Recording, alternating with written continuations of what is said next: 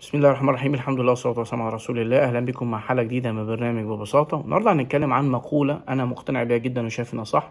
بتقول إن الشخص اللي أنت هتكون عليه الخمس سنين اللي جايين إن شاء الله هو نتيجة ما تفعله اليوم.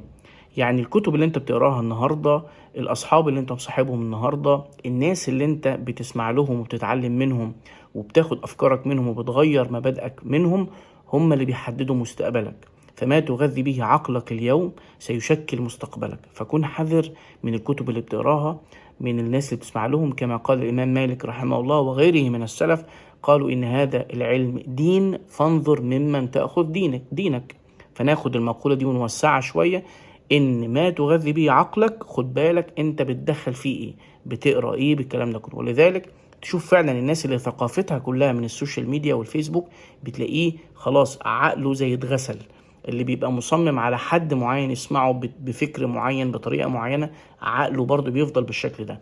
فأنت نتيجة ما ستكون عليه كمان 5 سنين إن شاء الله. أقول قولي هذا وأستغفر الله العظيم لي ولكم. سبحانك اللهم وبحمدك، أشهد أن لا إله إلا أنت، أستغفرك رب وأتوب إليك. السلام عليكم.